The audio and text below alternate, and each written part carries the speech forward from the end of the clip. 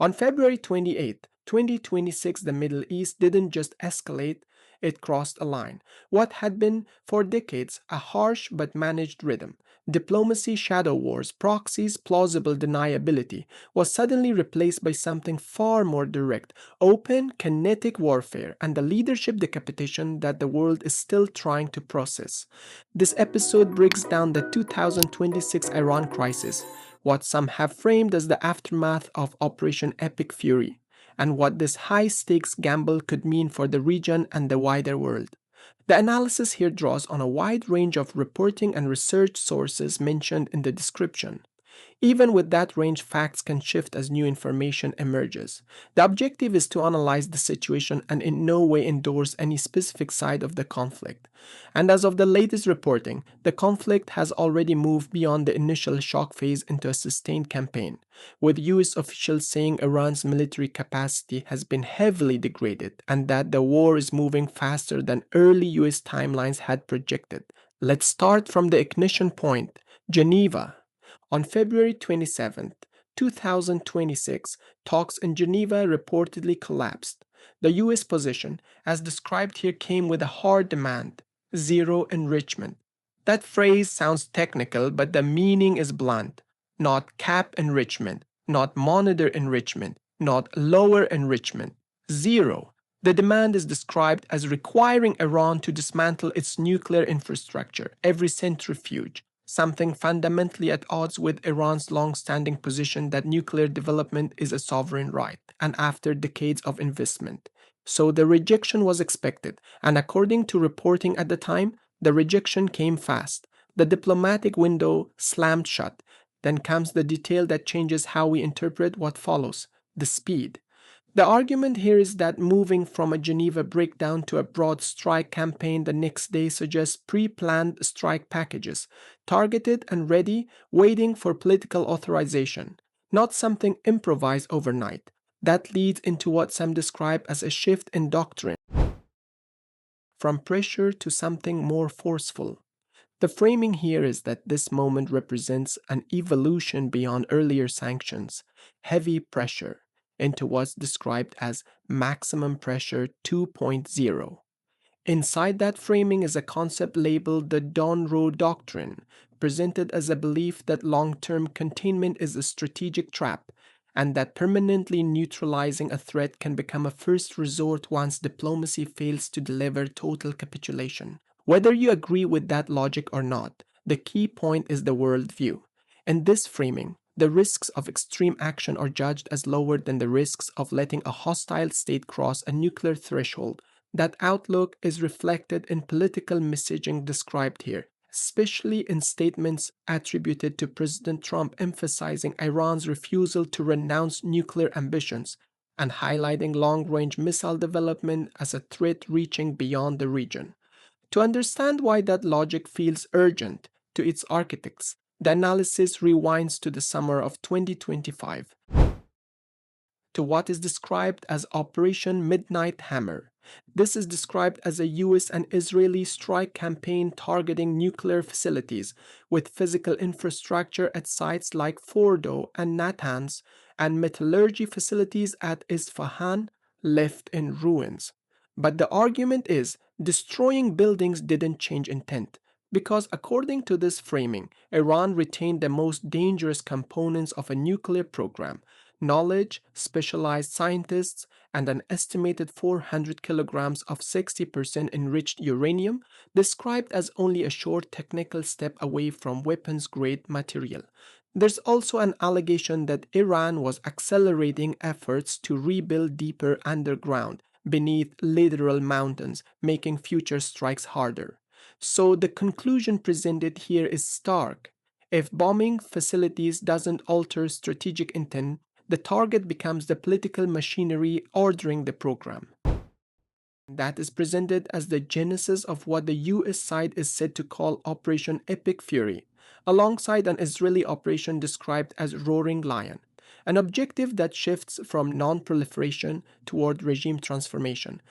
Now we reach February 28th, What followed was described as a wide, multi-pronged assault across Iran's geography, Tehran, Isfahan, Qom, and more, presented not as a single isolated strike, but a national-scale campaign. But the defining event, the hinge of the entire story, is the assassination of Iran's supreme leader, Ayatollah Ali Khamenei, described as a deliberate decapitation strike. Alongside that, an effort to dismantle command and control, with reports of numerous top officials killed, including the defense minister and other senior security and military figures, reinforced how severe the leadership blow was on day one.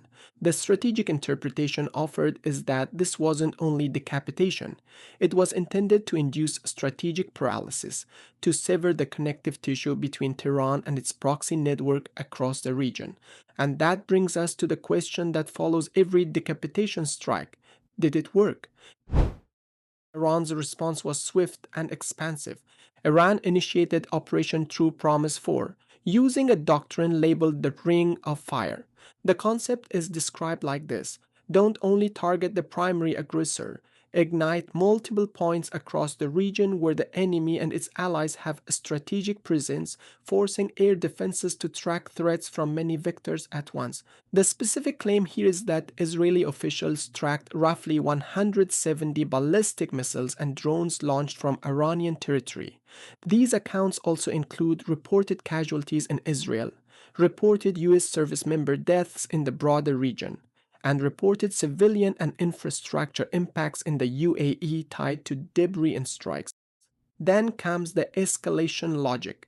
By hitting economic hubs and bases across multiple Arab countries, the message described here is deterrence through chaos. Something like, if our state collapses, the region's economic engine burns with it. But more recent reporting suggests the intensity of Iran's retaliatory capability has declined since the opening phase, with US officials attributing that drop to the destruction of launchers, mine-laying vessels, naval assets, and weapon stockpiles during follow-on operations. At the same time, the crisis moved toward disruption in the Strait of Hormuz, declaring transit not allowed, turning trade routes into leverage.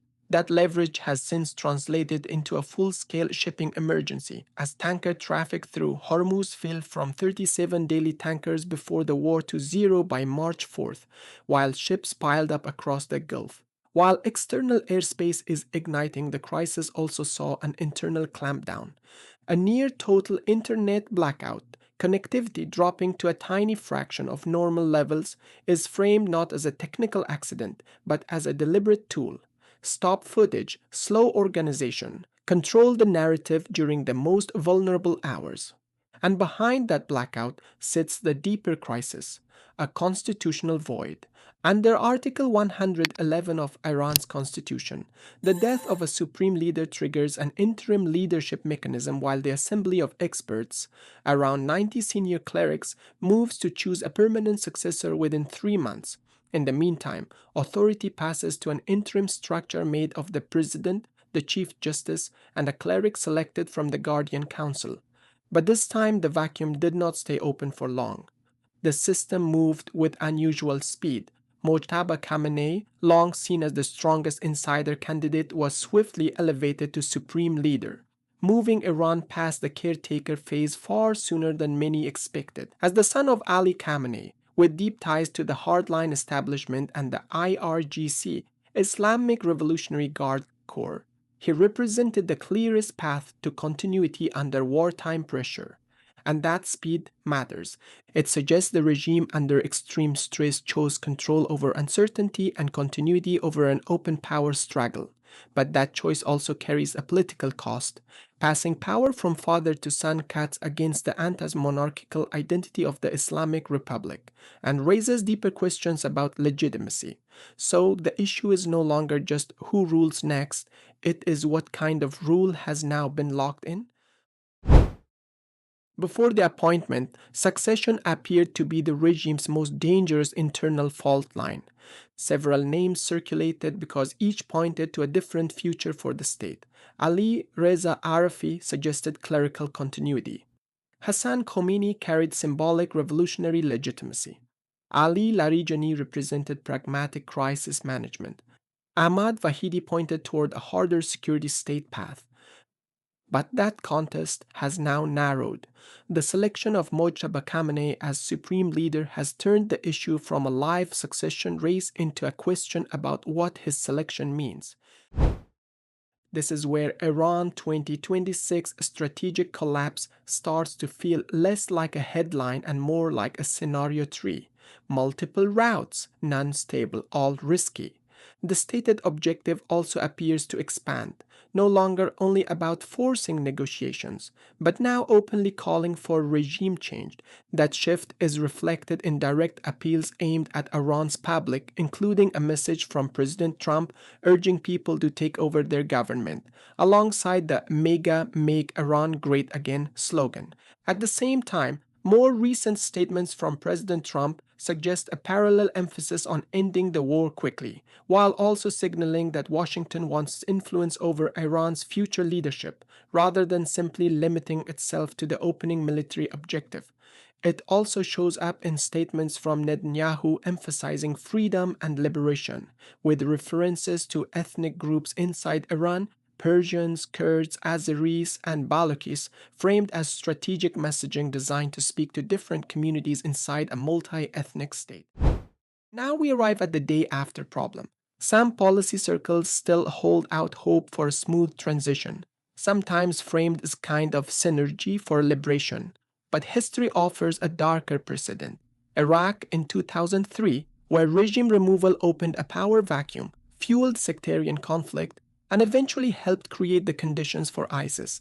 The point here is not that history repeats perfectly, it's that state collapse rarely produces clean outcomes. Iran is described as larger and more complex than Iraq, with a heavily armed parallel military apparatus in the IRGC.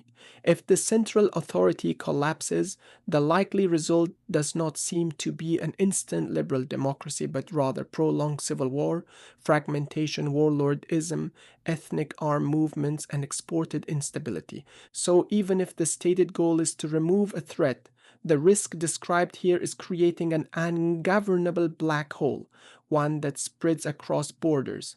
And the shockwaves don't stop at Iran's borders. February 28 appears to have shattered a fragile regional easing of tensions. Recent de escalation between Iran and key Gulf states, especially after the Beijing brokered 2023 agreement, was abruptly reversed as retaliation widened and Gulf territory was drawn into the fallout. In response, Saudi Arabia and the UAE signaled a tougher posture, and the Gulf Cooperation Council (GCC) moved toward tighter coordination, especially on integrated air and missile defense, potentially aligning more closely with US command structures and behind the scenes improving radar and early warning cooperation. Saudi Aramco has since warned that the Hormuz disruption is the biggest crisis the region's oil and gas industry has faced, underscoring how quickly the regional security crisis has merged with an energy emergency. Then zoom out globally, and the reactions become a kind of geopolitical stress test. Russia and Pakistan condemning, China urging a truce, worried about energy supply chains, European states pleading for restraint, fearing refugees and price spikes, US aligned partners signaling support, and Ukraine's support framed through drone supply chain logic. One conflict in one theater echoing through another. If you're wondering how a leadership decapitation strike in Tehran reaches into everyday life far away, one answer is the Strait of Hormuz. It's one of the world's most critical energy choke points. By many estimates, around 20% of global daily oil consumption moves through that narrow corridor. The warning is simple. If shipping is disrupted by mining, by threat, or simply by insurers and companies refusing the risk, markets panic, prices spike, logistics costs rise, inflation pressure spreads across groceries, manufacturing, and everything that moves by ship or truck. That warning is no longer theoretical. Reports suggest that Brent crude briefly surged toward $120 a barrel, Aramco warned of catastrophic consequences if Hormuz remains blocked, and major energy flows through the Gulf have been severely disrupted. In this framing, energy disruption isn't accidental, it's leverage. The threat of economic pain becomes a weapon aimed at forcing external pressure for a ceasefire. So, where does this leave us? The region has crossed an irreversible threshold. The old era of managed containment, shadow wars, and diplomatic choreography has been disrupted by direct action and direct retaliation. And as of the latest reporting, the conflict is no longer just about the opening blow or the first wave of retaliation. It has become a broader war of attrition, with Iran's military capacity reportedly damaged, Hormuz still under severe disruption, and Iran's political future already shifting under wartime pressure. And now the final thought, the unsettling one. If maximum pressure succeeds, if Iran's state structure fractures under strikes and internal uprisings, what happens to the reported 400 kilograms of 60% enriched uranium described earlier? If facilities are in ruins, if specialists scatter, if authority collapses, does that material remain secured? Or does it become mobile, tradable, stealable, ending up in the hands of splinter factions, rogue actors, or transnational terror networks? The irony raised here is brutal. An operation designed to eliminate a nuclear threat could, under collapse conditions, create a new kind of proliferation nightmare. Less centralized, less controllable, and harder to deter. Thanks for staying with the analysis. If you value strategic clarity over noise, subscribe to the channel for the next perspective.